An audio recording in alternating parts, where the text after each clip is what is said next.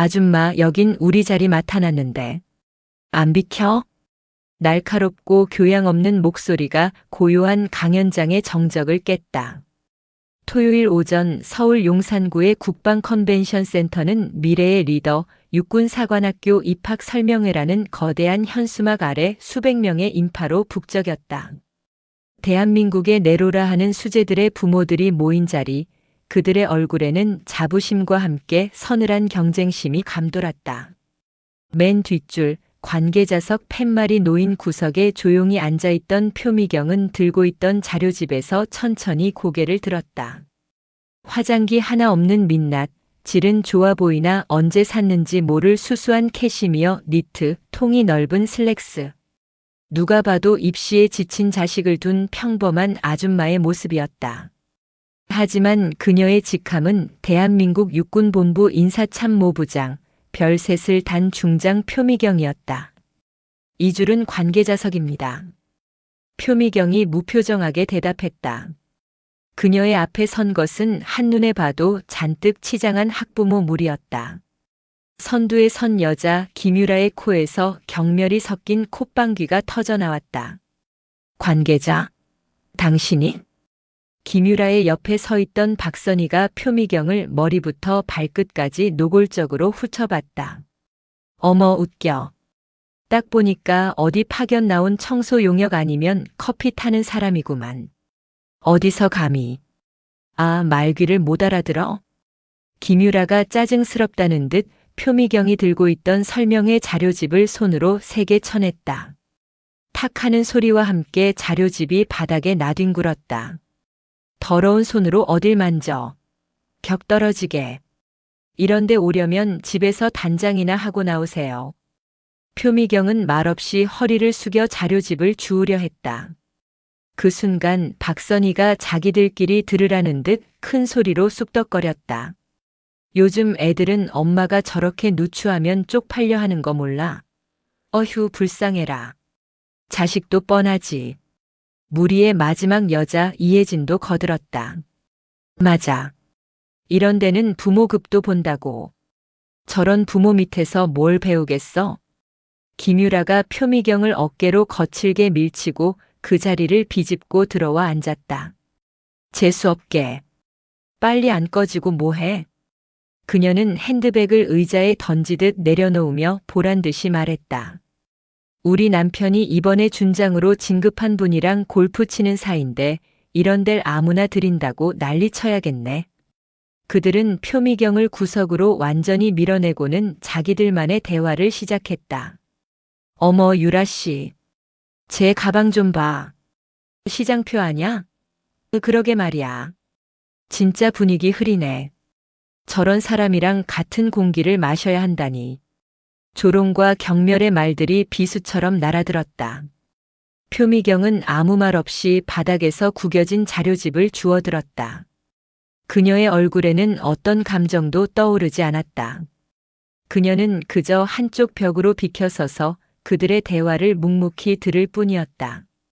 그녀의 시선은 바닥에 떨어진 자료집이 아니라 방금 전 김유라가 내뱉은 한 단어에 고정되어 있었다. 준장 진급. 수십 년간 707 특수임무대와 최전방 군단장 시절을 거치며 다져진 그녀의 감각이 단순한 무례함 이상의 무언가를 감지하고 있었다. 잠시 후 강연장의 조명이 어두워지고 연단에 불이 켜졌다. 육군 소령 계급장을 단 사회자가 마이크 앞에 섰다. 안녕하십니까? 미래의 리더 육군사관학교 입학 설명회에 참석해 주신 학부모님, 학생 여러분께 진심으로 감사드립니다. 김유라와 박선희 무리는 여전히 자기들끼리 떠들며 거울을 보는데 여념이 없었다. 그럼 오늘 이 자리를 빛내주시기 위해 귀한 걸음을 해주신 분을 소개합니다. 사회자의 목소리에 힘이 들어갔다. 대한민국 최초의 여성 야전 군단장을 역임하시고 현재 육군본부 인사참모부장으로 재임 중이신 두구두구 하는 효과음과 함께 강연장 전체가 숨을 죽였다. 표미경 중장님이십니다. 큰 박수 부탁드립니다. 순간 강연장 뒤편 벽에 서 있던 표미경에게 환한 스포트라이트가 쏟아졌다. 동시에 연단 뒤편의 거대한 스크린에는 온갖 훈장으로 빛나는 정복을 입고 어깨에 빛나는 별 3개를 단 중장 표미경의 공식 프로필 사진이 떠올랐다. 사회자가 목청껏 외쳤다. 차렷. 중장님께 대하여 경례. 충. 성. 강연장 안에 있던 모든 현역 군인, 군무원, 그리고 앞자리에 도열해 있던 사관생도들이 일제히 기립하여 우렁찬 경례를 붙였다. 청소 용역 취급받던 그 누추한 아줌마가 스포트라이트를 받으며 천천히 연단을 향해 걸어가고 있었다. 중. 장. 김유라의 손에서 비싼 콤팩트가 쨍그랑 소리를 내며 바닥으로 떨어졌다. 박선희와 이혜진의 얼굴은 새하얗게 질려버렸다. 충. 성. 국방 컨벤션 센터 대강당의 공기를 가르는 우렁찬 경례 소리는 김유라와 박선희, 이혜진의 귓속에서 마치 천둥소리처럼 울렸다. 수백 명의 군 관계자와 사관생도들이 일제히 기립해 경례하는 대상. 스포트라이트를 받으며 연단을 향해 걸어가는 저 여자. 방금 전 자신들이 청소용역, 누추한 아줌마 시장표 가방이라며 모욕했던 바로 그 여자였다. 스크린에 떠오른 중장 표미경이라는 이름과 어깨에 빛나는 별 3개는 현실이 아닌 끔찍한 악몽처럼 느껴졌다. 중. 장. 김유라의 손에서 미끄러진 샤넬 콤팩트가 바닥에 떨어져 쨍그랑 소리를 내며 깨졌다. 하지만 지금 그녀의 귀에는 아무 소리도 들리지 않았다. 뇌가 정지한 듯 했다. 박선희는 입을 벌린 채 사시나무 떨듯 온몸을 떨기 시작했다. 어떻게? 유라 씨. 저 사람이. 이혜진은 이미 얼굴이 새하얗게 질려 자리에 주저앉을 듯 휘청였다. 자신들이 내뱉은 말들이 하나하나 떠올랐다. 아줌마가 뭘 알겠어요? 집에서 단장이나 하고 나오세요. 부모급도 본다고요. 그리고 가장 끔찍한 말. 우리 남편이 이번에 준장으로 진급한 분이랑 골프 치는 사이인데 실제로는 남편의 친구도 아닌 자신의 내연남이었던 준장. 그 인맥을 대한민국 육군본부 인사참모부장 장군의 인사를 총괄하는 살아있는 권력 앞에서 과시한 것이었다. 표미경은 연단에 섰다. 그녀는 구겨졌던 자료집을 연단에 펴놓고 천천히 마이크를 조절했다. 그 침착하고 고요한 움직임이 새 여자에게는 사형 집행인의 그것처럼 공포스럽게 다가왔다. 드디어 표미경의 입이 열렸다. 안녕하십니까? 육군본부 인사참모부장 표미경입니다. 목소리는 낮고 차분했다. 하지만 대강당의 스피커를 통해 울려 퍼지는 그 목소리에는 수만 명의 부하를 지휘하는 지휘관 특유의 위엄과 무게가 실려 있었다. 아까 관계자석입니다라고 말하던 그 평범한 아줌마의 목소리가 아니었다. 오늘 저는 여러분께 육군사관학교가 무엇을 가르치는지에 대해 말씀드리지 않겠습니다. 청중이 술렁였다. 입시 설명회에서 입시 이야기를 하지 않겠다니. 대신 왜 이곳에 여러분의 아들, 딸을 보내야 하는지, 그리고 왜 보내지 말아야 하는지에 대해 말씀드리겠습니다. 표미경의 시선이 청중을 천천히 훑었다. 그녀의 시선은 맨 뒷줄, 얼어붙은 새 여자가 있는 곳에는 잠시도 머물지 않았다. 마치 그들은 처음부터 그곳에 존재하지 않았다는 듯이. 육군사관학교는 지식과 함께 책임을 가르치는 곳입니다. 군인의 계급장은 권력이 아니라 희생의 무게입니다. 김유라의 등줄기에 식은땀이 흘렀다. 여러분의 자제분들은 이곳에서 노블레스 오블리주를 배울 것입니다. 가장 많이 가졌기에 가장 먼저 전장으로 나아가고 가장 높은 자리에 있기에 가장 낮은 곳의 병사를 돌봐야 하는 공복의 자세를 배웁니다. 만약 표미경의 목소리가 살짝 낮아졌다. 여러분의 자제분이 그저 이 정복을 과시의 수단으로 삼으려 한다면 어깨의 계급장으로 누군가를 억누르고 군인의 명예를 사적인 이익과 바꾸려 한다면 지금이라도 늦지 않았습니다. 이 설명회장을 나가 다른 길을 찾아보시길 권합니다. 그 말은 강당에 모인 모든 이들을 향한 원칙적인 발언이었다. 하지만 김유라와 박선희, 이혜진에게는 자신들에게만 내리꽂히는 죽음의 선고처럼 들렸다. 사적인 이익, 과시, 억누르고 방금 전 자신들이 했던 모든 행동을 정확하게 꿰뚫어 보는 듯한 말들이었다. 박선희가 더는 견딜 수 없다는 듯 김유라의 팔을 붙잡고 흔들었다. 유라 씨. 나 가야겠어. 숨이 안 쉬어져. 지금. 김유라가 버럭 소리를 지르려다 자신의 목소리가 중장의 강연 중에 울려 퍼질 것을 깨닫고 황급히 입을 막았다. 나가자. 당장. 여기서 나가. 김유라가 속삭였다. 그녀는 더 이상 이곳에 있다가는 심장이 터져버릴 것 같았다. 그녀는 깨진 콤팩트도 비싼 샤넬백도 제대로 챙기지 못한 채 비틀거리며 일어섰다. 세 여자가 허둥지둥 일어나 출구를 향해 거의 도망치듯 걸어갔다. 쿵. 철퍼덕. 박선희가 너무 서두르다 옆 의자에 다리가 걸려 넘어졌다. 악. 고요한 강연장에서 그 소리는 유난히 크게 울려 퍼졌다. 강연을 하던 표미경이 잠시 말을 멈췄다. 수백 명의 시선이 넘어진 박선희와 그녀를 일으켜 세우려는 김유라, 이혜진에게로 쏠렸다. 세 여자의 얼굴은 붓다 못해 시뻘게 달아올랐다. 표미경은 그들이 출구 밖으로 완전히 사라질 때까지 아무 말 없이 묵묵히 그 모습을 지켜보았다. 그 침묵은 어떤 고함이나 질책보다 더 무겁고 공포스러웠다. 마침내 문이 닫히고 그들의 모습이 사라졌다. 표미경은 다시 마이크를 잡았다. 계속하겠습니다. 군인의 명예는. 강연은 다시 이어졌다. 강연은 성공적이었다. 학부모들은 역시 표미경 장군이다. 단순한 입시 설명이 아니라 철학이 있다며 감탄했다. 강연이 끝나고 육사교장을 비롯한 관계자들의 인사를 받으며 대기실로 돌아온 표미경은 자신의 부관인 박지훈 소령이 내민 물병을 받아들었다. 장군님 괜찮으십니까? 아까 뒷자리에서 소란이 있었습니다만. 박지훈 소령은 표미경이 707 특임대 시절부터 눈여겨보고 직접 인사참모부로 데려온 수재였다. 괜찮네, 박소령. 표미경이 물을 한 모금 마셨다. 그저 해프닝이었어. 해프닝이라기엔 그분들 안색이 너무 안 좋았습니다. 마치 뭐?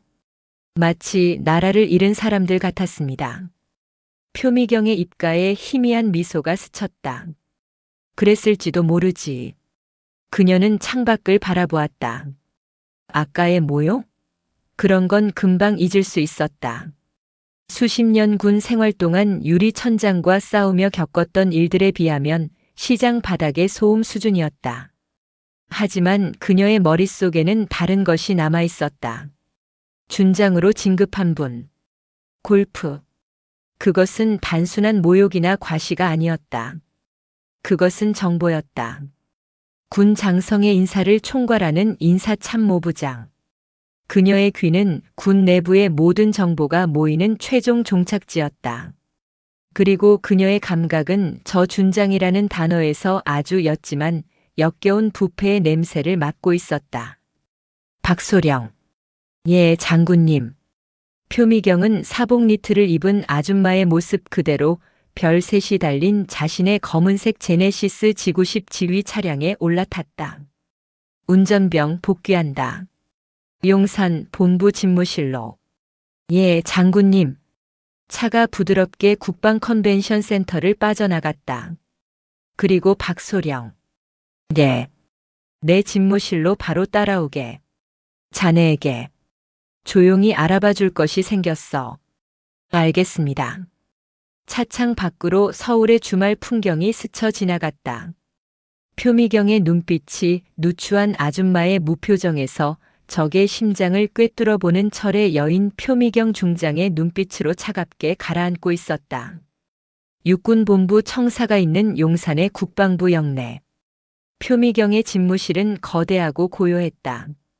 창밖으로 한강의 물줄기가 보였지만 그녀의 책상은 그런 풍경을 즐길 여유 따위 없이 실무 서류로 가득했다.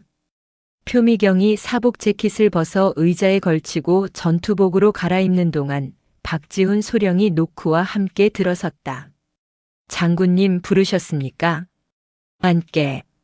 표미경은 책상에 놓인 결제 서류를 한쪽으로 밀어냈다.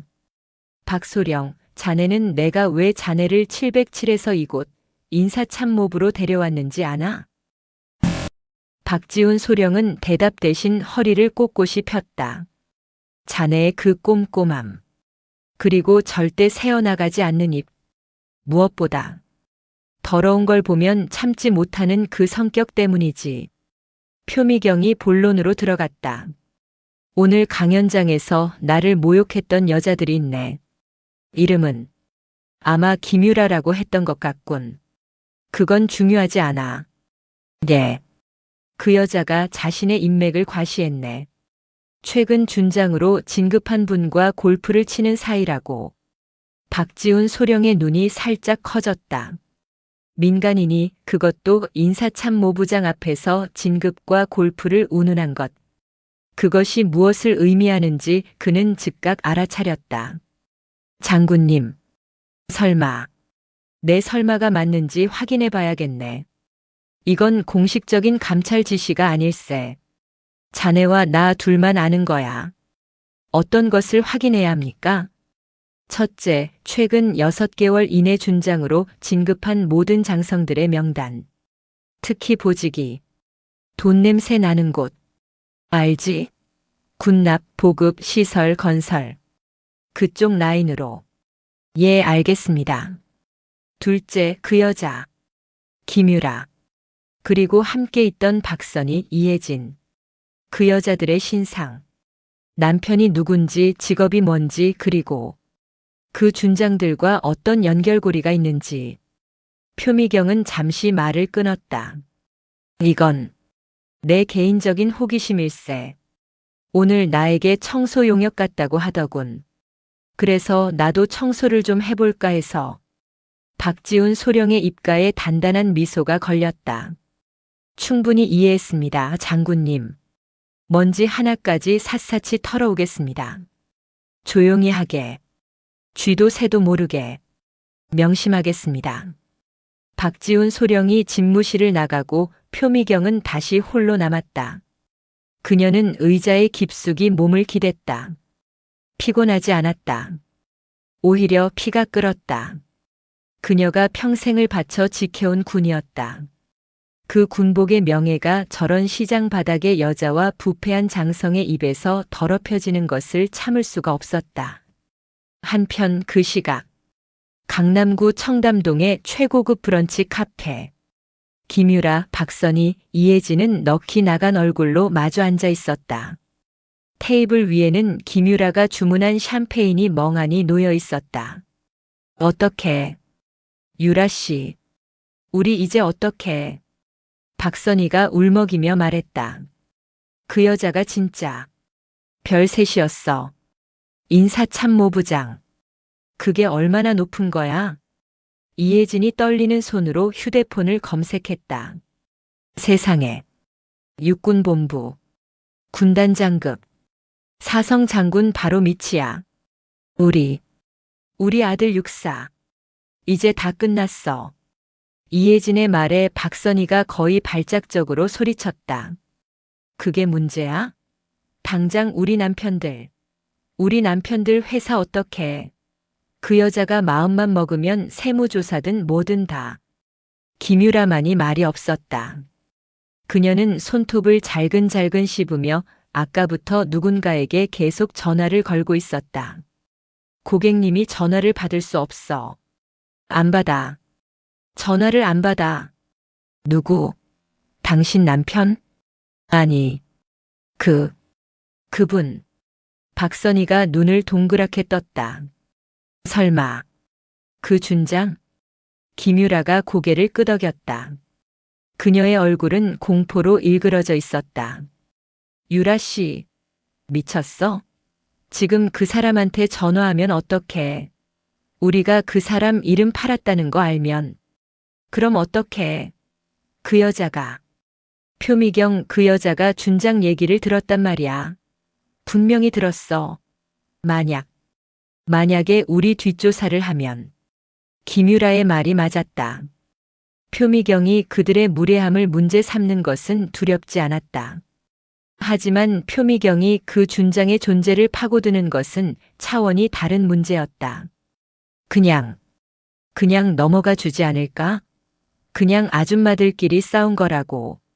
이혜진이 희미한 희망을 걸었지만 김유라가 차갑게 끊어냈다. 그 여자가 어떤 여자인지 알아? 내가 방금 검색해봤어. 철의 여인 독사. 707 특임대 출신 최초의 여성 장군이야. 그런 여자가 자기가 당한 모욕을 그냥 잊을 것 같아? 카페 안에는 무거운 침묵이 흘렀다. 그날 저녁 퇴근 시간을 훌쩍 넘긴 밤 10시. 표미경의 집무실 문이 다시 열렸다. 박지훈 소령이었다. 그의 표정은 딱딱하게 굳어 있었다. 장군님, 찾았습니다. 그는 얇은 서류철 하나를 표미경의 책상 위에 올려놓았다. 이렇게 빠르다고. 목표가 너무 명확했습니다. 표미경이 서류철을 열었다. 첫 장에는 최근 6개월 내 진급한 준장들의 명단이 적혀 있었다. 그리고 그중 한 명의 이름에 붉은색 동그라미가 쳐져 있었다. 준장 진태섭, 현 보직 국방군수사령부 물자보급처장. 표미경의 눈이 가늘어졌다. 군수사령부. 군의 모든 물자가 오가는 가장 돈 냄새가 진하게 나는 곳이었다. 진태섭이라. 네. 그리고 다음 장입니다.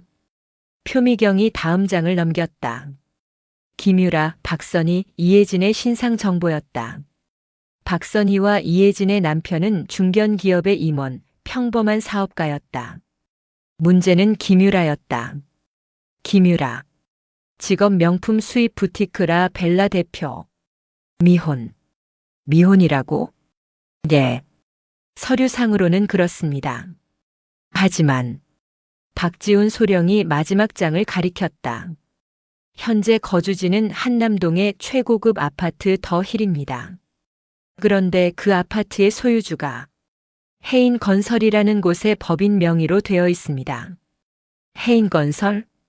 네. 그리고 그 해인건설은 지난 1년간 국방군수사령부의 피복 및 군장비 입찰을 4건이나 따냈습니다. 표미경은 숨을 잠시 참았다. 퍼즐이 맞춰지고 있었다. 그래서 그 해인건설과 준장 진태섭의 관계는? 박지훈 소령이 서류의 마지막 줄을 짚었다. 진태섭 준장은 군수사령부로 발령 나기 직전 해인건설의 비상임 고문으로 등록되어 있었습니다. 이런. 표미경의 입에서 낮은 탄식이 터져나왔다. 그럼 김유라는? 진태섭의 내연녀군. 골프 운운하던 것이 남편 친구가 아니라 내연남이었어. 그렇습니다, 장군님. 그리고 그 한남동 아파트는 김유라가 입을 다무는 대가로 받은 뇌물이고 정황상 그 가능성이 매우 높습니다. 표미경은 의자에 등을 기댔다. 김유라가 자신에게 퍼부었던 그 경멸과 조롱, 그 자신감의 원천이 바로 이것이었다. 부패한 군 장성을 뒤에 업고 그 검은 돈으로 치장한 오만함. 박소령. 네. 이건 단순한 진상 학부모의 해프닝이 아니었군. 표미경의 눈이 얼음장처럼 차가워졌다. 이건 내 관할 구역에서 벌어진 심각한 부패일세. 어떻게 하시겠습니까, 장군님? 어떻게 하긴. 청소를 시작해야지. 표미경이 책상 위 인터폰의 버튼을 눌렀다. 기무사령부 아니. 지금은 군사안보지원사령부지. 사령관 연결하게. 아니, 됐다. 그쪽은 너무 시끄러워져.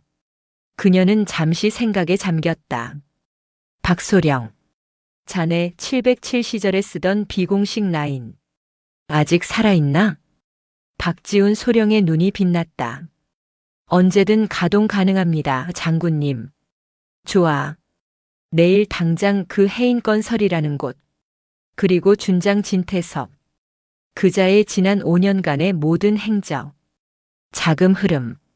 낱낱이 파헤쳐. 공식적인 감찰이 아니야. 이건 대청소일세. 다음 날 표미경은 평소와 다름없이 집무실을 지켰다. 수십 건의 장교 인사 이동 서류에 도장을 찍고 화상으로 각 부대 지휘관들과 회의를 주재했다. 어제 국방 컨벤션 센터에서 있었던 일은 그녀의 업무 루틴에 어떤 영향도 미치지 못하는 듯 했다. 하지만 물밑에서는 거대한 톱니바퀴가 돌기 시작했다. 박지훈 소령은 군사안보지원사령부의 공식 라인을 타지 않았다. 표미경의 말대로 그건 너무 시끄럽고 내부의 적에게 경고를 줄 수 있었다. 대신 그는 서울 외곽의 한적한 등산로 입구에 있는 작은 찻집으로 향했다. 오랜만이네, 그림자.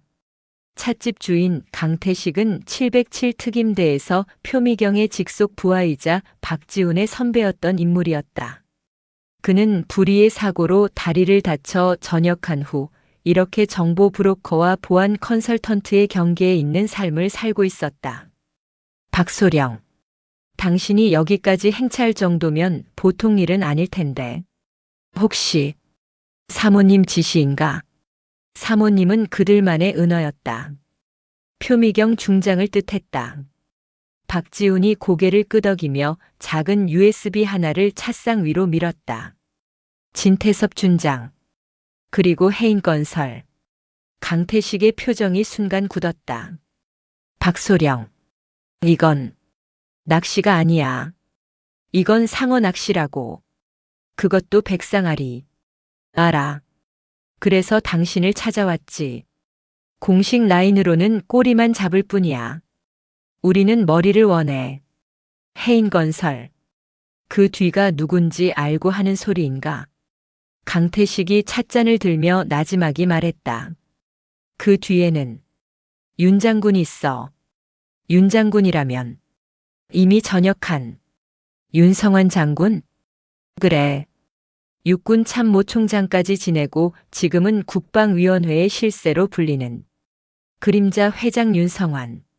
박지훈의 숨이 멎었다. 이건 준장 한두 명의 비리 수준이 아니었다. 전직 사성 장군이자 현직 국회의원급 실세가 얽힌 거대한 카르텔이었다. 진태섭은 그 카르텔의 현역 관리인일 뿐이야. 김유라 같은 여자를 끼고 비자금을 조성하고 그걸 윤성환 라인에 상납하는 거지. 젠장. 사모님께 전해. 이 판 정말 여시겠다고.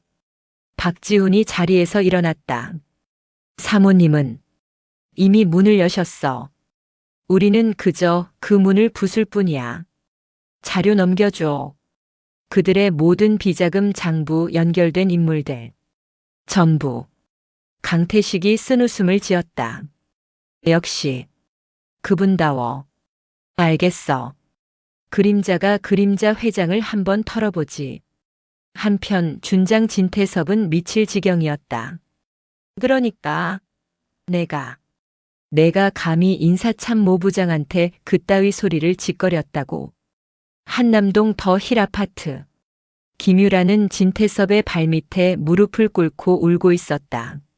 오빠, 나는 그 여자가 진짜 청소부인 줄 알았어. 이 미친년. 짝. 진태섭의 손바닥이 김유라의 뺨을 거세게 후려쳤다. 그 여자가 누군 줄 알아? 철의 여인 표미경이야. 내 진급 서류에 도장을 찍은 게 그 여자고 내일 당장 내 군복을 벗길 수도 있는 게 그 여자라고. 진태섭은 공포에 질려 있었다. 그는 김유라에게 화를 내는 것이 아니었다. 그는 자신의 미래에 닥칠 재앙에 떨고 있었다. 어떻게? 그 여자가 준장 얘기를 들었어. 오빠, 나 어떡해. 닥쳐. 진태섭은 다급하게 어딘가로 전화를 걸었다. 그가 굽신거릴 수 있는 유일한 동아줄이었다. 예, 회장님. 접니다. 진태섭입니다. 다름이 아니오라. 큰일이 났습니다. 그날 밤, 강남의 한정식집 가장 깊숙한 밀실. 준장 진태섭은 전직 사성 장군이자 그림자 회장 윤성환 앞에서 죄인처럼 고개를 숙이고 있었다. 윤성환은 나이가 무색하게 정정한 모습으로 조용히 난을 치고 있었다. 그래서 윤성환의 목소리는 조용했지만 방 안의 공기를 얼어붙게 만들었다. 자네의 그 아둔한 계집년이 표미경의 심기를 건드렸다. 회장님, 죽을 죄를 졌습니다. 제가 당장. 됐네. 윤성환이 붓을 내려놓았다. 표미경. 그 여자는 내가 육군 참모총장일 때부터 눈엣 가시였어. 여자 주제에 뻣뻣하기 짝이 없었지. 707 출신이라고 아주 아나무인이었어. 그럼 그 여자가 자네의 그 준장 소리를 들었다는 게 문제야. 윤성환의 눈이 번뜩였다. 표미경은 사소한 모욕 따위에 움직일 여자가 아니야. 하지만 그 여자는 부패의 냄새를 맡으면 사냥개처럼 달려들지. 그리고 자네가 그 냄새를 아주 진하게 풍겨버렸어. 회장님, 제발. 진 장군. 윤성환이 진태섭을 불렀다. 너무 걱정 말게. 표미경이 아무리 날고 기어도 아직 별셋이야. 내 손바닥 아니지. 그리고 좋은 기회일지도 몰라. 예. 그 여자가 우리를 파고들기 전에 우리가 먼저 그 여자를 칠 걸세. 인사참모부장이라. 털어서 먼지 안 나는 사람이 있던가. 윤성환이 차가운 미소를 지었다. 당장 표미경 그 여자. 뒷조사를 하게. 여자 혼자 그 자리까지 올라갔으니 분명 깨끗하지만은 않을 거야. 뭐라도 찾아내. 707 시절이든 과거 남자 관계든 뭐든. 알겠습니다, 회장님. 그리고 진 장군. 자네는 그 계집 당분간 만나지 말게. 꼬리가 잡히면 그땐 나도 자네를 지켜줄 수 없어. 알겠나? 진태섭은 이마에 땀이 흥건한 채로 연신 고개를 조아렸다. 같은 시각 표미경의 집무실. 박지훈 소령이 긴급히 들어왔다. 장군님, 그림자에게서 1차 보고가 들어왔습니다. 뭔가 상황이 저희가 예상했던 것보다 훨씬 심각합니다. 이건 단순한 비리가 아니라 박지훈이 암호화된 USB를 모니터에 연결했다. 화면에 거미줄처럼 얽히고 설킨 도표가 나타났다. 윤성환 전 육군 참모총장, 현 국방위 고문.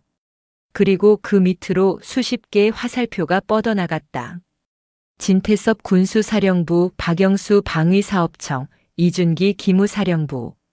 현역 장성들과 그들에게 연결된 수십 개의 방산업체, 건설사들의 이름이 빼곡했다. 세상에. 표미경의 입이 벌어졌다. 이건 군납 비리 정도가 아니었다. 군 전체를 좀먹고 있는 거대한 카르텔이었다. 김유라가 언급했던 준장은 이 거대한 카르텔의 말단 행동대장에 불과했다. 장군님, 이건. 박지훈이 차마 말을 잇지 못했다. 표미경은 차갑게 식어버린 커피를 바라보았다. 준장 하나를 잡으려던 일이었다. 그런데 거대한 용의 둥지를 건드린 것이었다. 그때 그녀의 집무실에 놓인 비상직통 전화가 요란한 벨소리를 울리기 시작했다. 표미경의 집무실 전화는 국방부 장관이나 합참의장 급이 아니면 울리지 않는 전화였다. 하지만 발신자 표시창에는 발신자 번호 없음이라는 6글자만 떠 있었다. 표미경이 천천히 수화기를 들었다. 인사참모부장 표미경 중장입니다. 수화기 너머로 기계로 변조된 듯한 하지만 왠지 익숙한 억양의 목소리가 들려왔다. 표 장군.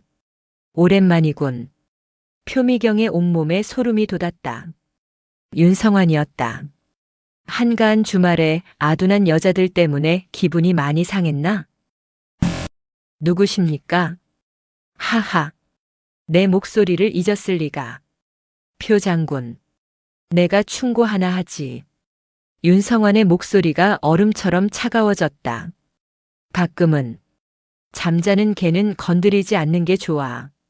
특히 그 개가 사냥개 무리의 우두머리일 때는 말이지. 알아들었나? 딸깍. 전화가 끊겼다. 표미경은 수화기를 내려놓았다. 그녀의 손이 미세하게 떨리고 있었다. 공포가 아니었다. 그것은 참을 수 없는 분노였다. 박소령. 예, 장군님. 대청소. 규모를 좀 더 키워야겠군. 이건 집안 청소가 아니야. 표미경이 창밖의 어두운 용산의 하늘을 바라보았다. 이건 전쟁이야. 윤성환의 경고 전화가 끊기고 표미경의 집무실에는 얼음장 같은 정적이 흘렀다. 장군님. 지금. 윤성환 전 총장. 박지훈 소령의 목소리가 미세하게 떨렸다. 별셋의 중장인 표미경조차 이미 전역했지만 군 전체의 그림자 회장으로 군림하는 전직 사성 장군의 직접적인 협박 앞에서는 무게감이 다를 수밖에 없었다. 그래. 그 늙은 여우가 직접 전화를 했군. 표미경은 수화기를 내려놓았다. 손은 떨리지 않았다. 오히려 수십 년간 잊고 지냈던 707 특임대 시절의 적진 한가운데 떨어진 듯한 팽팽한 긴장감이 그녀의 온몸을 감쌌다. 윤성환. 그가 직접 나섰다는 건 우리가 놈들의 급소를 제대로 짚었다는 뜻이야. 하지만 장군님. 상대가 윤성환이라서 덮어야 하나? 표미경의 차가운 눈이 박지훈을 꿰뚫었다. 박소령. 자네가 707에서 배운 게 뭔가? 적이 강하다고 물러서나? 아니. 적이 강하면 더 교묘하게, 더 집요하게 파고드는 거다. 명심하겠습니다. 즉시 그림자 강태식에게 2차 분석을. 그때였다. 위잉. 표미경의 집무실 책상에 놓인 또 다른 전화기, 국방부 공보실 직통 라인이 울렸다. 윤성환의 협박 전화가 끊긴 지 채 3분도 되지 않은 시점이었다. 표미경의 미간이 좁혀졌다. 인사참모부장입니다. 아, 장군님. 공보실장입니다. 지금. 혹시 주말에 육사 설명회에서 무슨 일이 있으셨습니까? 공보실장의 목소리는 다급했다. 무슨 일이라뇨? 지금 몇몇 언론사 기자들에게 이상한 제보가 들어오고 있답니다. 장군님께서 사복 차림으로 참석하셔서 일반인 학부모들에게 위압적으로 자리를 뺏고 자제분 성함이 뭐냐며 사실상 협박을 하셨다는 그런 내용입니다. 박지훈 소령의 얼굴이 하얗게 질렸다. 뭐라고? 일단 저희가 사실무근이라고 맞고는 있습니다만 제보가 워낙 구체적이라서요. 청소 용역 취급을 받으셨다는 둥. 장군님의 명예를 훼손하려는 아주 악의적인. 윤성환. 표미경의 입에서 짐승 같은 낮은 소리가 새어나왔다. 그 늙은 여우가 시작했군. 먼지떨이를. 예. 장군님? 됐습니다. 공보실장. 사실무근이니 원칙대로 대응하십시오. 다만 그 제보 어느 언론사에 제일 먼저 들어갔는지 확인해서 나에게 따로 보고하십시오. 알겠습니다, 장군님. 전화를 끄는 표미경의 얼굴은 분노로 이글거렸다. 박소령. 봤나? 이것이 그들의 방식이야. 윤성환은 표미경이 자신의 비리를 파헤칠 것을 예상하고 선수를 친 것이었다. 그녀가 부패 척결을 외치기 전에 그녀의 도덕성에 먼저 갑질이라는 프레임을 씌워버린 것이다. 장군님, 이것은 시작에 불과해. 표미경의 말이 끝나기 무섭게 이번에는 집무실 문을 두드리는 소리가 났다. 장군님, 육군본부 감사실입니다. 감사실 소속의 낯선 대령이 굳은 표정으로 서류철을 들고 서 있었다. 무슨 일이지? 장군님, 상부 지시로 인사참모부의 법인카드 사용 내역 및 특수활동비 집행 내역에 대한 긴급 감사가 실시될 예정입니다. 뭐? 지금 이 시점에? 박지훈 소령이 소리쳤다. 인사참모부는 육군본부 내에서도 가장 깨끗하게 관리되는 부서였다. 상부의 지시입니다. 대령은 표미경의 눈을 피하며 말했다. 상부란 육군참모총장을 의미했지만 그 뒤에 윤성환의 그림자가 어른거린다는 것을 표미경은 알 수 있었다. 좋습니다. 감사. 받아야지요. 원칙대로. 박소령 감사실에서 요구하는 모든 자료 원칙대로 협조해주게. 하지만 장군님, 이건 명백한 협조해. 털어서 먼지 한 톨 안 나오는 꼴 그들에게 똑똑히 보여줘. 감사실 요원들이 집무실로 들어와 서류 캐비닛을 뒤지고 컴퓨터를 확인하기 시작했다. 공식적으로는 표미경에 대한 감사가 아니었지만 사실상 그녀의 손발을 묶고 업무를 마비시키려는 속셈이었다. 그 시각 청담동의 부티크 라벨라. 푸하하하. 그거 봤어? 박선희. 이혜진. 봤냐고. 김유라는 최고급 샴페인을 터뜨리며 광란의 파티를 벌이고 있었다. 그녀의 앞에는 태블릿 PC가 놓여 있었고 거기엔 단독 철의 여인 표미경 중장, 학부모 상대 갑질 논란이라는 자극적인 제목의 인터넷 기사가 떠 있었다. 대박. 대박이야, 유라 씨. 진짜 그 여자가 당했어. 박선희가 흥분을 감추지 못했다. 그러게. 우리가 준장 인맥 있다고 한 게 먹혔나 봐. 푸하. 그것 때문이 아니지, 이 멍청한 것들아. 김유라가 샴페인을 들이켰다. 내가 우리 오빠한테 다 말했거든. 그 여자가 우릴 협박했다고. 그랬더니 오빠 선에서 다 해결해 준 거야. 봤지? 이게 바로 급이라는 거야, 급. 김유라는 자신의 내연남인 진태섭 준장이 이 모든 것을 해결했다고 굳게 믿고 있었다. 진태섭이 실은 윤성환의 발밑에서 벌벌 떨고 있다는 사실은 까맣게 모른 채. 어머, 유라 씨. 그럼 우리 아들. 육사? 이혜진이 조심스럽게 물었다. 걱정 마. 인사참모부장. 이제 그 여자도 자기 앞가림하기 바쁠걸? 감사 들어갔다잖아. 곧 잘릴지도 몰라. 푸하. 어디 감히 청소 용역 주제에. 김유라의 웃음소리가 명품으로 가득 찬 부티크에 천박하게 울려 퍼졌다. 다시 용산의 육군본부. 표미경의 집무실은 감사 요원들로 인해 어수선했다. 장군님. 저 드릴 말씀이. 박지훈 소령이 아무도 듣지 못하게 표미경의 곁으로 다가와 속삭였다. 그의 얼굴은 아까보다 더 새하얗게 질려 있었다. 무슨 일인가? 감사실에서 저를 따로 부르겠다고 합니다. 자네를? 왜? 제가 707 특임대 시절 훈련 장비 구매 관련 행정 처리를 할 때 서류상에 사소한 실수가 있었던 모양입니다. 그걸 문제 삼겠다고 합니다. 표미경의 눈이 커졌다. 그게 언제적 일인데? 7년 전 일입니다. 당시에는 그냥 넘어갔던 정말 사소한 착오였습니다. 하지만 표미경은 입술을 깨물었다. 이것이었다. 윤성환의 진짜 공격. 표미경 본인은 너무 깨끗해서 털어도 먼지가 나오지 않으니 그녀의 가장 믿음직한 오른팔인 박지훈 소령을 치는 것이다. 그것도 7년 전의 사소한 행정 실수를 횡령이나 직무유기로 엮어서. 이것은 명백한 협박이었다.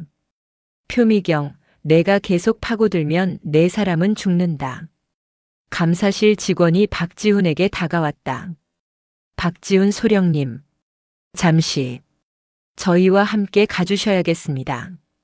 박지훈은 표미경을 바라보았다. 그의 눈에는 공포가 아닌 분함과 결연함이 서려 있었다. 장군님, 가보게 박소령. 표미경이 낮게 말했다. 그리고 아무 걱정 말게. 내가 자네를 반드시 빼내올 테니. 박지훈 소령이 감사실 요원들에게 이끌려 집무실을 나갔다. 쿵 문이 닫히는 소리가 표미경의 심장에 무겁게 울렸다. 이제 그녀는 완벽하게 고립되었다. 손발박 지우는 묶였고 집무실 인사 참모부은 적의 감시하에 놓였다. 밖에서는 언론 그녀를 갑질 장군으로 몰아가고 있었다. 표미경은 홀로 남아 창밖의 어두운 서울 하늘을 바라보았다. 윤성환은 그녀에게 완벽한 체크메이트를 선언한 것 같았다. 박지훈 소령이 연행되듯 끌려나간 지 이틀이 지났다. 표미경의 집무실은 여전히 감사실의 통제 하에 있었다. 그녀는 결제 서류에 도장을 찍는 것 외에는 사실상 아무것도 할 수 없었다. 모든 전화는 도청될 가능성이 있었고 모든 움직임은 보고되었다. 인터넷 뉴스에는 연일 단독 표미경 중장, 과거에도 부하 장교에게 폭언 의혹 같은 출처 불명의 카더라 기사들이 쏟아졌다.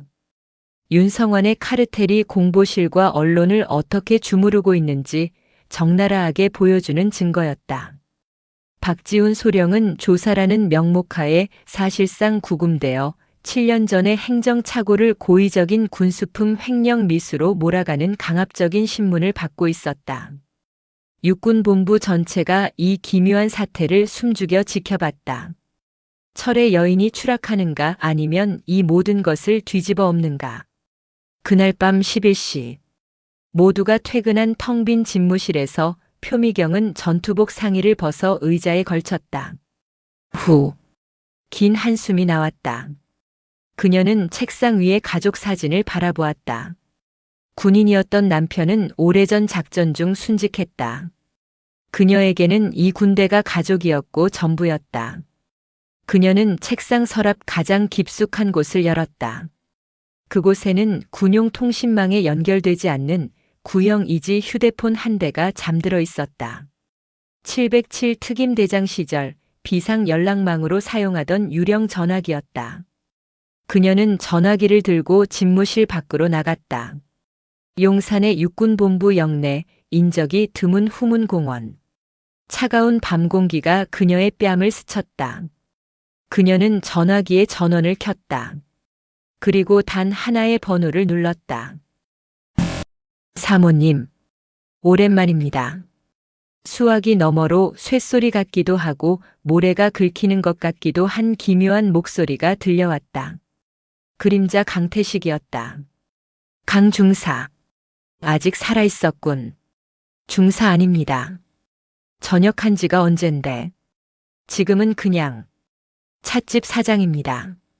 찻집 사장. 좋아. 그림자 내 오른팔이. 물렸어. 수화기 너머의 강태식이 잠시 침묵했다. 박지훈 소령의 소식은 그도 들었을 터였다. 윤성환이 직접 움직인 겁니까? 그래. 늙은 여우가 내 집무실에 감사팀을 풀고 내 사람을 물어갔어. 언론도 그놈들 소나귀에 놀아나고 있고. 난 지금 완벽하게 고립됐네. 그래서 그림자가 필요하신 겁니까? 이 판 엎으시려고. 아니.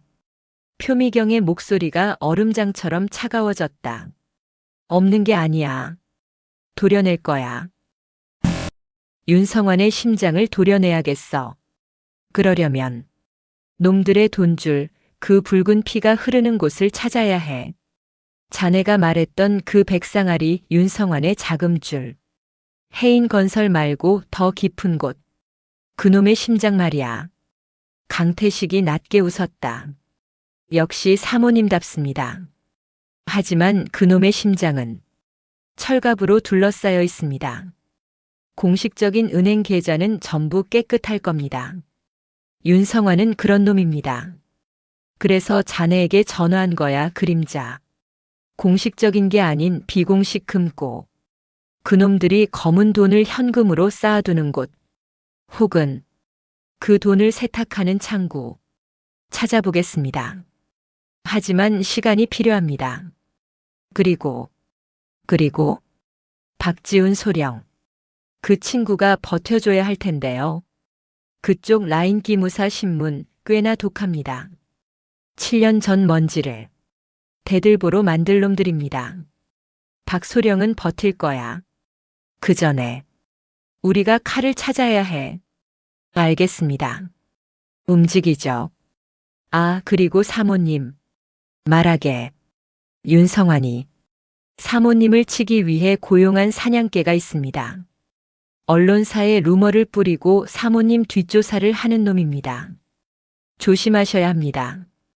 누군가 과거 기무사 출신의 지금은 P&J 전략연구소라는 간판을 걸고 흥신소 일을 하는 백성기라는 자입니다.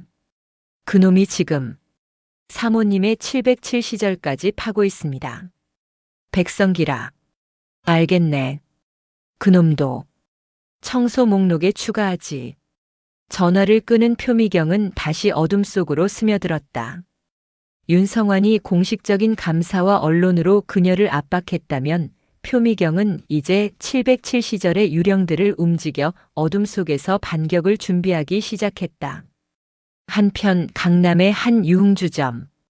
준장 진태섭은 불안에 떨며 술을 들이붓고 있었다. 백 소장. 그래서 뭐 나온 거 없어? 표미경 그 여자.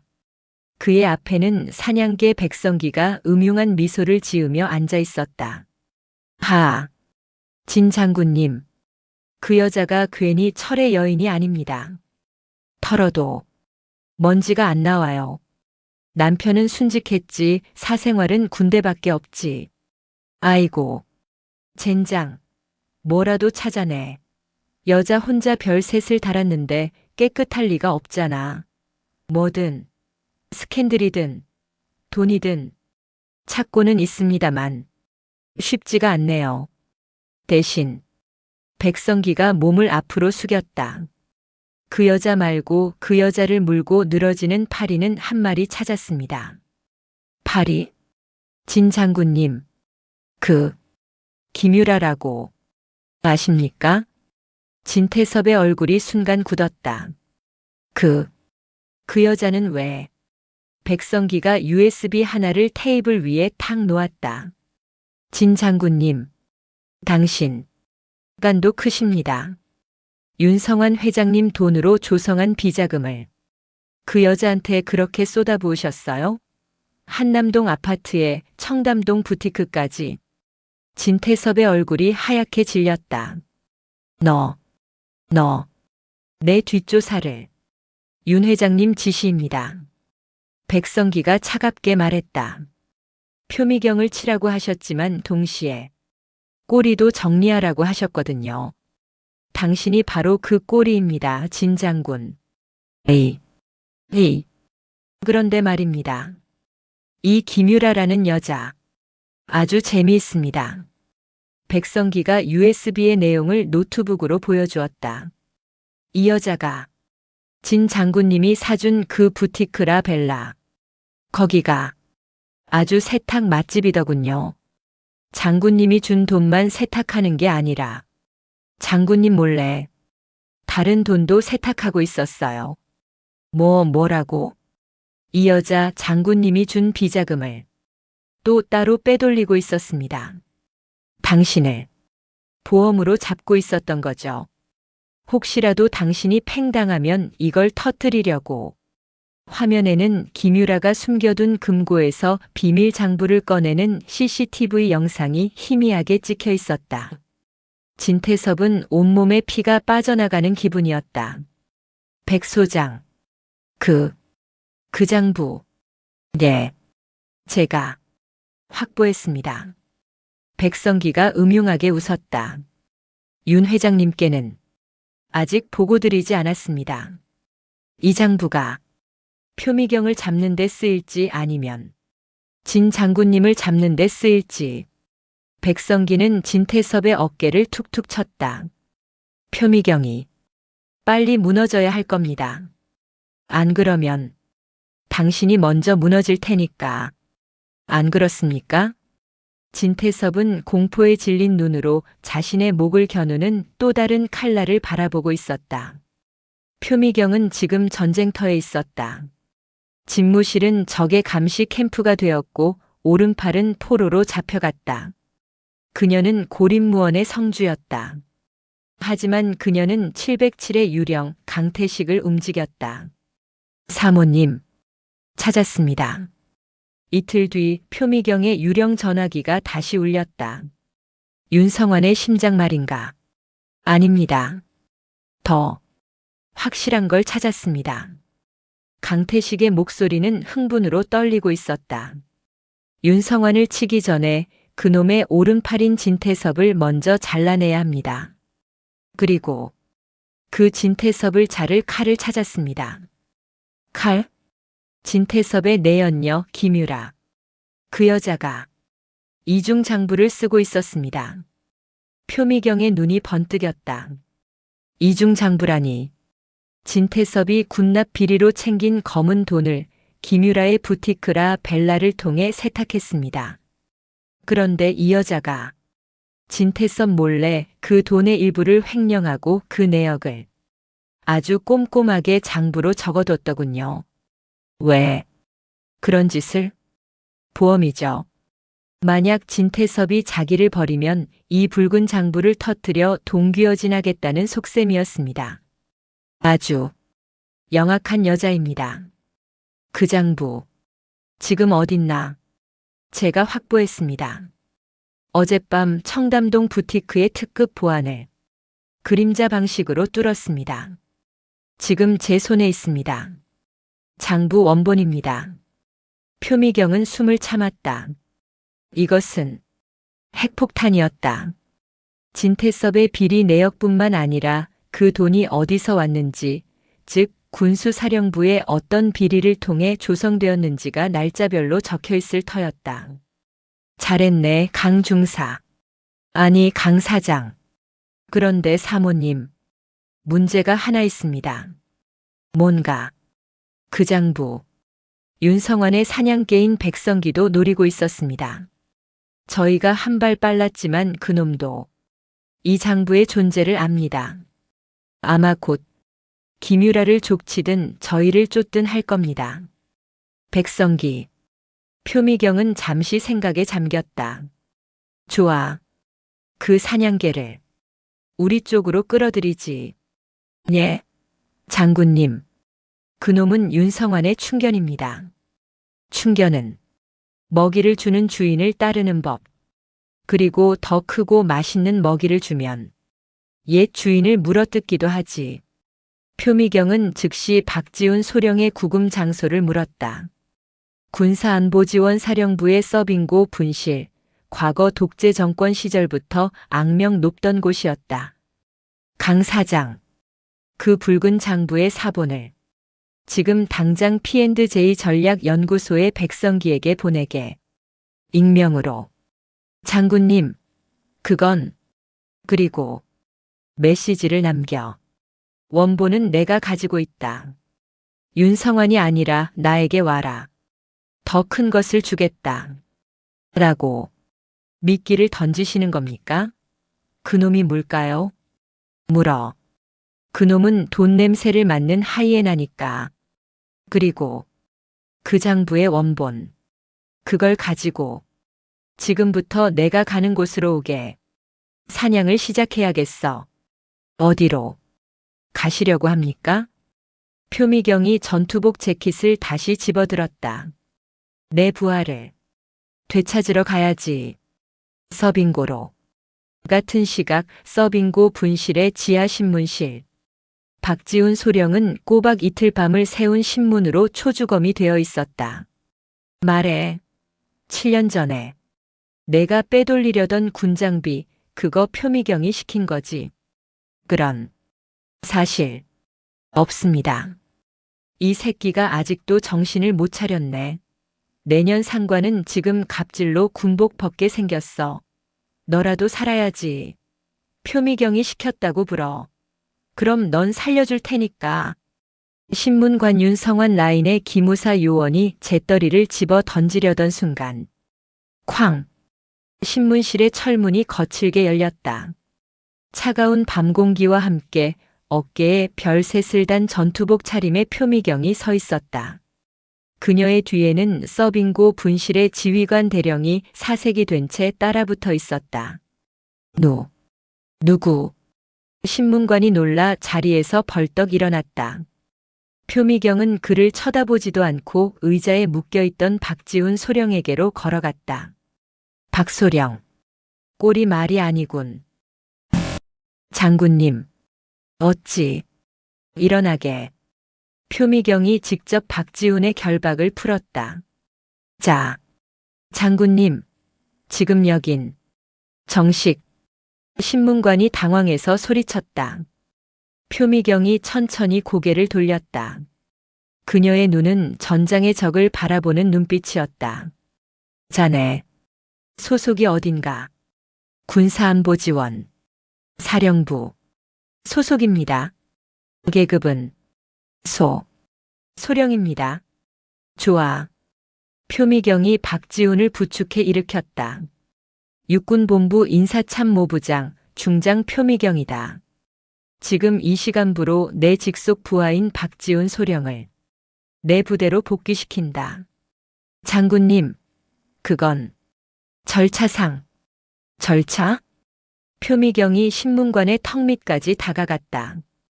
키는 신문관보다 작았지만 그 위압감은 거인을 상대하는 듯 했다. 7년 전에 행정착오를 횡령 미수로 둔갑시켜 이틀간 불법 감금하고 신문한 너희들의 절차 말인가? 그것은 내 부하다. 내 부하는 내가 관리하고 내가 책임진다. 설령 죄가 있다면 내가 직접 군법에 세울 거야. 너희 같은 개들이 물어뜯게 놔두지 않아. 표미경은 박지훈을 부축하며 문을 향해 걸었다. 내 부하에게 손끝 하나라도 더 댔다가는 그땐 너희들의 그 더러운 목줄을 내가 직접 끊어버릴 거다.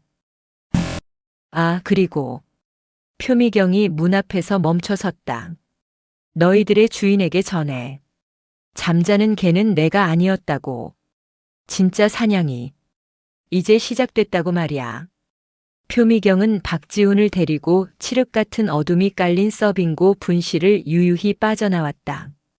밖에는 그림자 강태식이 붉은 장부 원본을 들고 그녀를 기다리고 있었다. 그리고 그녀의 유령 전화기에는 발신자 표시 제안으로 새로운 문자 메시지가 도착해 있었다. 백성기입니다. 어디서 뵙는 게 좋겠습니까, 장군님? 사냥개는 새로운 주인을 감지하고 있었다. 표미경은 서빙고 분실의 차가운 밤 공기를 등지고 섰다. 그녀의 곁에는 초주검이 되었지만 눈빛만은 살아있는 박지훈 소령이 부축을 받으며 서 있었다. 그리고 어둠 속에서 그림자 강태식이 붉은 장부 원본이 담긴 가방을 들고 유령처럼 나타났다. 장군님, 사냥개가 미끼를 물었습니다. 표미경의 유령 전화기에 도착한 문자 메시지. 백성기입니다. 어디서 뵙는 게 좋겠습니까, 장군님? 좋아. 표미경의 목소리는 얼음장 같았다. 이 사냥개는 주인을 잘못 물었어. 강 사장 박소령을 즉시 안전가옥으로. 장군님은 어딜 가십니까? 나는 주인을 잃고 헤매는 개를 만나러 가야지. 다음 날 새벽 서울 외곽의 한적한 폐공장. 사냥개 백성기는 초조하게 담배를 피우고 있었다. 그가 윤성환에게로 산 지 10년. 하지만 어젯밤 도착한 붉은 장부의 사본은 그에게 생존 본능을 일깨웠다. 이 장부. 김유라의 장부는 진태섭 준장의 횡령 내역을 넘어 그 돈이 윤성환에게 어떻게 흘러들어갔는지까지 암시하고 있었다. 이걸 윤성환이 알면 백성기는 자신이 가장 먼저 정리될 것임을 직감했다. 진태섭은 물론이고 이 장부의 존재를 아는 자신까지도. 그때 폐 공장의 무거운 철문이 열리고 표미경이 전투복 차림으로 홀로 걸어 들어왔다. 배짱이. 대단하십니다, 장군님. 호위도 없이. 너 같은 개를 상대하는데 호위 따위가 왜 필요한가? 표미경의 차가운 말에 백성기의 얼굴이 일그러졌다. 장부. 원본을 가지러 왔습니다. 내가 왜? 너 같은 놈에게? 하. 장군님. 지금 당신이 처한 상황을 모르시는군. 당신은 갑질 장군으로 낙인 찍혔고 당신 부하는 횡령범으로 구속될 뻔했지. 하지만 여전히 당신은 고립무원이야. 이 장부 나에게 넘기시지. 내가 윤 회장님께 잘 말씀드려서 장군님의 목숨은 부하. 표미경이 짧게 웃었다. 백성기. 너야말로 내 상황을 모르는군. 윤성환은 이 장부의 존재를 아는 모든 사람을 죽일 거야. 너를 포함해서. 무슨. 내가 너에게 기회를 주지. 윤성환의 목줄을 끊고 사람으로 살 마지막 기회. 표미경은 가방 하나를 던졌다. 백성기가 열어보자 그것은 붉은 장부 원본이었다. 에이, 이걸 나에게? 그건 믿기다다. 진짜는 따로 있으니. 윤성환은 내가 생각하는 것보다 훨씬 더 거대해. 이 장부 하나로는 진태섭의 꼬리만 자를 뿐 윤성환은 털끝 하나 다치지 않아. 그럼 윤성환의 진짜 심장, 그놈의 진짜 금고를 내가 찾아와야겠다. 백성기는 혼란에 빠졌다. 이 여자가 지금 나를 이중첩자로 쓰겠다는 것인가? 내가 왜 당신을 선택해? 백성기. 이 장부를 들고 윤성환에게 꼬리를 흔들러 갔다가 쓸모없는 개가 되어 정리당할 것인가? 아니면 이 붉은 장부를 미끼로 윤성환의 진짜 심장을 물어뜯어 사냥개가 아닌 호랑이가 될 것인가? 표미경은 백성기의 눈을 똑바로 바라봤다. 윤성환은 내게 돈을 줬겠지만 나는 내게 명예와 생존을 주겠다. 윤성환의 카르텔을 무너뜨린 내부 고발자라는 명예. 백성기는 마른 침을 삼켰다. 그는 알았다. 이 철의 여인이 허튼 소리를 하는 게 아님을. 금고라 하셨습니까? 백성기는 결심했다. 했습니다. 회장님이 은행을 믿지 않으십니다. 강원도 산골에 한 사찰, 그곳 지하에 회장님의 진짜 왕국이 있습니다. 한편 김유라는 미쳐버릴 지경이었다. 자신의 보험이었던 붉은 장부가 사라졌다. 청담동 부티크라 벨라의 비밀 금고가 귀신에 홀린 듯 털려버린 것이다. 오빠, 나 어떡해. 장부가 없어졌어. 그녀는 진태섭 준장에게 미친 듯이 전화를 걸었다. 시끄러워, 이년아. 수화기 너머의 진태섭은 더 공포에 질려 있었다. 그는 이미 백성기를 통해 자신이 정리 대상 1호임을 통보받았다. 오빠, 지금 나한테 너 때문이야. 너 같은 천박한 년 때문에. 내가 뭐? 천박해? 야, 진태섭. 너. 내가 입 열면. 닥쳐. 너. 당장 외국으로 떠. 내가 표 준비해 줄 테니까. 싫어. 내가 표미경 그년 처리한다며. 그런데 왜 내가 도망가? 김유라는 몰랐다. 자신이 지금 버림받았다는 것을. 그때 라 벨라의 유리문이 열리는 소리가 났다. 누구야? 장사안. 김유라의 눈앞에 어둠 속에서 나타난 표미경과 그녀가 사냥개라고 불렀던 백성기가 서 있었다. 그리고 백성기의 손에는 그녀가 그토록 찾아 헤맨 붉은 장부 원본이 들려 있었다.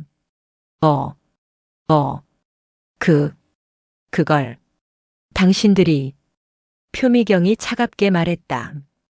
김유라 씨, 당신이 육사 설명회장에서 내게 누추하다고 했지. 지금부터 당신이 그토록 자랑하던 그 급이 얼마나 누추한 것인지 바닥까지 똑똑히 보게 될 거야.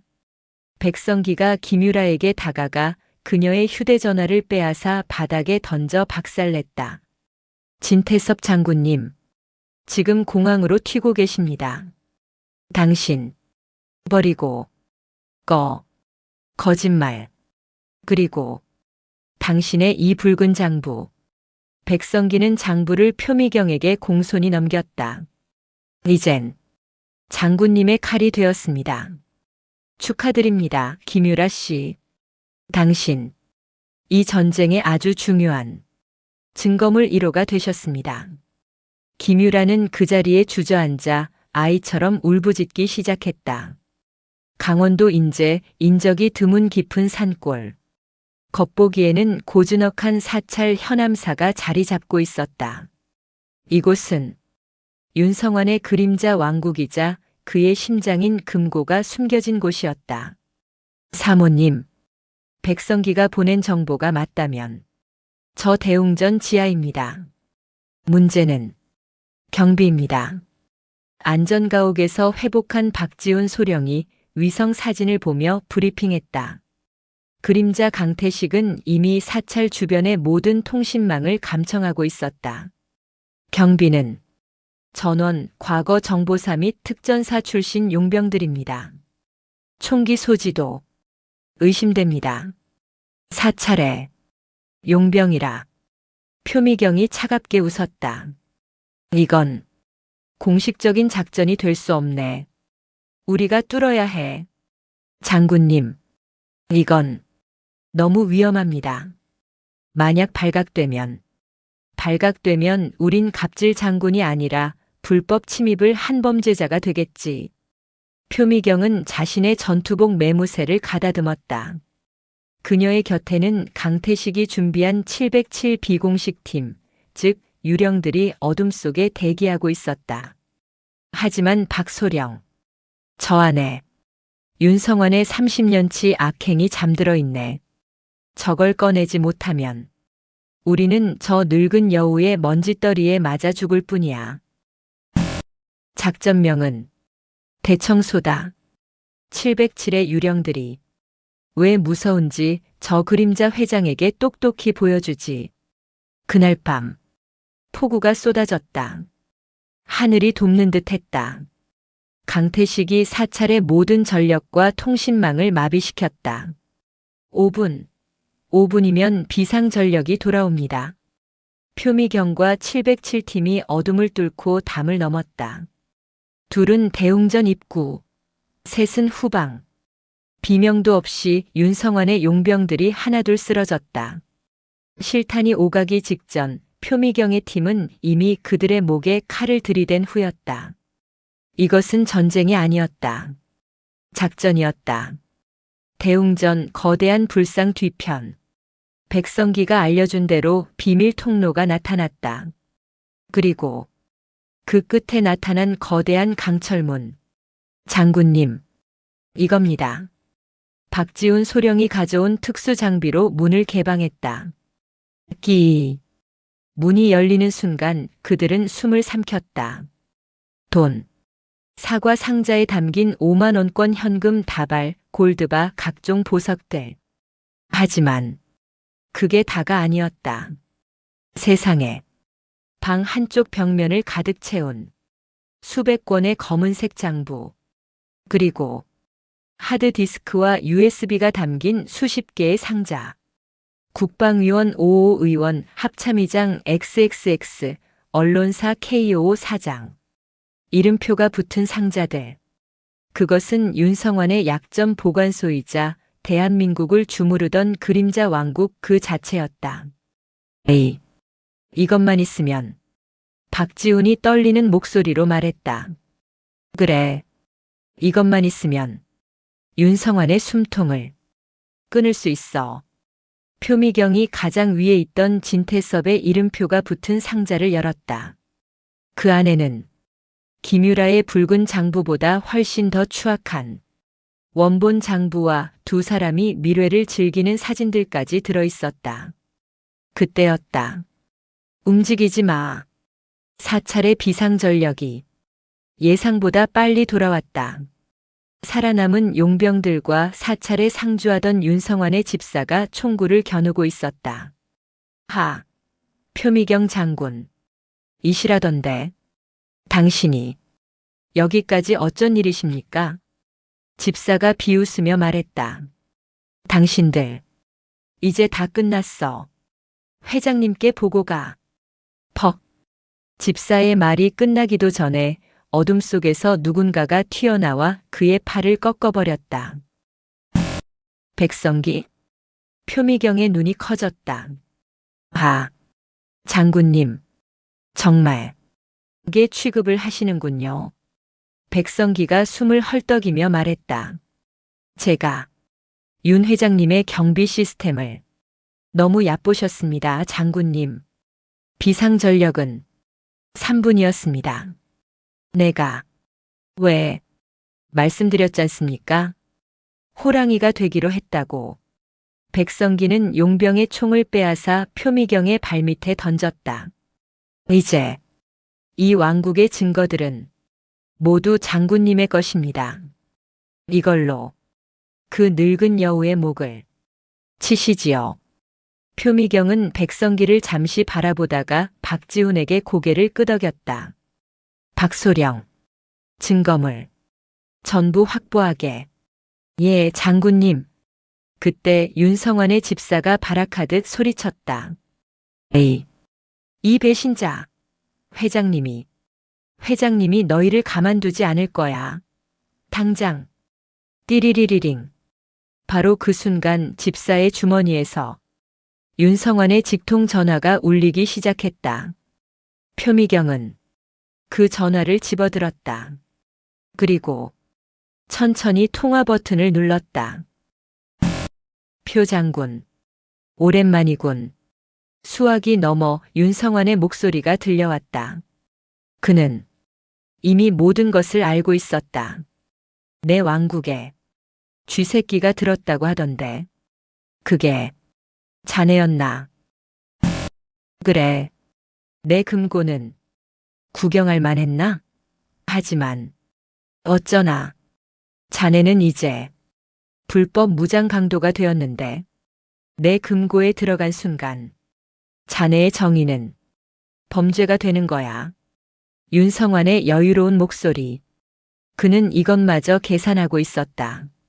내가 지금 그 사찰로 진짜 군대를 보냈네. 자네가 훔친 그 가짜 증거들 압수하고 자네를 현행범으로 체포하라고. 표미경 중장. 이제 모든 게 끝났어. 윤성환의 말이 맞았다. 사찰 밖으로 헬기 소리가 들려오기 시작했다. 하지만 표미경은 웃고 있었다. 윤성환, 당신이 하나 착각한 게 있군. 뭐? 나는 그 금고에 혼자 오지 않았어. 헬기 소리가 점점 가까워지고 있었다. 그런데 그 헬기는 군용 헬기가 아니었다. 사찰의 마당을 수십 개의 환한 조명이 비추기 시작했다. 헬기에는 KBS, MBC, SBS 같은 방송국 로고가 선명하게 찍혀 있었다. 뭐야? 박소령. 표미경이 박지훈에게 눈짓했다. 지금부터 대청소를 생중계하지. 박지훈이 금고에서 들고 나온 검은 장부 하나를 방송국 카메라를 향해 높이 들어 올렸다. 윤성환, 당신이 말했지. 잠자는 개를 건드리지 말라고. 표미경은 수화기를 향해 그리고 대한민국 전체를 향해 말했다. 당신이 건드린 건 개가 아니었어. 영린이었지. 그날 밤 대한민국은 뒤집혔다. 강원도 산골 사찰 현암사 지하에서 발견된 윤성환 게이트의 증거들. 표미경 중장이 직접 지휘한 대청소 작전은 모든 방송국을 통해 실시간으로 생중계되었다. 현금 다발과 골드바 그리고 전현직 고위 관료들과 언론사 사주들의 이름이 적힌 검은 장부들은 그 어떤 변명도 불가능한 빼도 박도 못하는 증거였다. 윤성환은 자신의 별장에서 체포되었다. 그가 그토록 신임했던 사냥개 백성기가 직접 검찰 특수팀을 그의 별장으로 안내했다. 그의 마지막은 그림자 회장의 위험 따위는 없었다. 그는 그저 초라한 늙은이에 불과했다. 그리고 심판의 날이 밝았다. 윤성환은 군사기밀보호법 위반, 뇌물수수, 횡령 등 수십 개의 혐의로 무기징역에 가까운 중형을 선고받았다.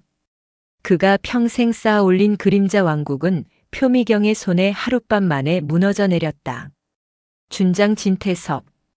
그는 인천국제공항에서 김유라를 버리고 도망치려던 순간 체포되었다.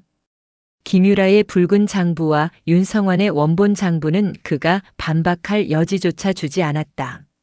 그는 군복을 벗고 별이 아닌 죄수번호를 달게 되었다.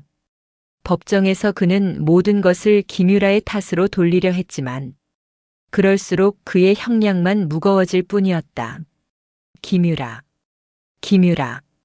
그녀는 범죄 수익 은닉 및 횡령 공범으로 구속되었다.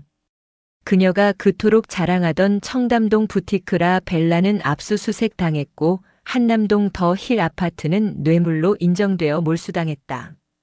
재판정에서 그녀는 표미경을 향해 악다구니를 썼다. 표미경, 너 때문이야. 내가 감히. 하지만 표미경은 그곳에 없었다. 언론은 육사 설명회에서 삼스타에게 갑질했던 내연녀의 비참한 최후라는 제목으로 그녀의 몰락을 대서특필했다. 그녀가 누추하다고 경멸했던 그 아줌마의 손에 자신의 모든 것을 잃어버린 것이다. 그럼 그날 함께 낄낄대던 박선희와 이혜진은 어떻게 되었을까? 윤성환 게이트가 터지자 검찰은 그와 관련된 모든 부패 사슬을 샅샅이 뒤졌다. 박선희와 이혜진의 남편들. 그들은 윤성환 카르텔의 말단에 불과했지만 떡고물을 받아먹으며 작은 비리에 연루되어 있었다. 그들은 모두 회사에서 해고당하고 검찰 조사를 받게 되었다. 가장 끔찍한 것은 그들의 자식이었다. 그들이 그토록 급을 따지며 보내려 했던 육군사관학교. 부모의 불법 행위가 드러난 이상 그들의 자녀는 입시 자격조차 박탈당했다. 그들은 자신들의 그 경솔하고 오만한 혀 때문에 남편의 직장과 자식의 미래까지 모든 것을 잃어버렸다. 시간이 흘렀다. 표미경 중장. 그녀는 갑질 누명을 완전히 벗었다. 그녀가 박지훈 소령을 구하기 위해 서빙고 분실에 침입했던 일, 그리고 윤성환의 금고를 급습했던 일은 국가적 부패를 척결하기 위한 불가피한 조치로 인정받았다. 국민들은 그녀의 그 월권에 범죄가 아닌 정의의 이름을 붙여주었다. 박지훈 소령은 모든 혐의를 벗고 중령으로 진급했다. 그는 표미경의 가장 든든한 오른팔로 그녀의 곁을 지켰다. 그림자 강태식은 양지에서 보안 컨설팅 업체를 차렸다. 물론 표미경의 든든한 비공식 정보원으로 남았다. 사냥개 백성기. 그는 내부 고발의 공을 인정받아 가명을 받았다. 그는 표미경에게 사람으로 살 기회를 얻었다. 그리고 1년 후 다시 육군사관학교 입학 설명회장. 작년과는 달리 강연장의 맨 앞줄까지 학부모와 학생들이 빽빽하게 들어차 있었다. 모두의 시선이 한 사람에게 고정되어 있었다. 단상 위 어깨에 빛나는 별 3개를 단 완벽한 정복 차림의 표미경 중장이 서 있었다. 그녀는 작년과 똑같은 낮고 차분한 목소리로 강연을 시작했다. 군인의 계급장은 권력이 아니라 희생의 무게입니다. 강연이 끝나고 수많은 학부모가 그녀에게 몰려들었다. 그때 한 젊은 학부모가 작년의 그 무례한 학부모들과는 달리 쭈뼛거리며 그녀에게 다가왔다. 저, 장군님, 정말 존경합니다. 제 아들도 장군님처럼 정의로운 군인이 되었으면 좋겠습니다. 표미경은 그 학부모의 손을 따뜻하게 잡아주었다. 그녀의 얼굴에 1년 전 그 누추한 아줌마의 얼굴에서는 볼 수 없었던 환한 미소가 피어오르고 있었다. 대청소는 끝났다.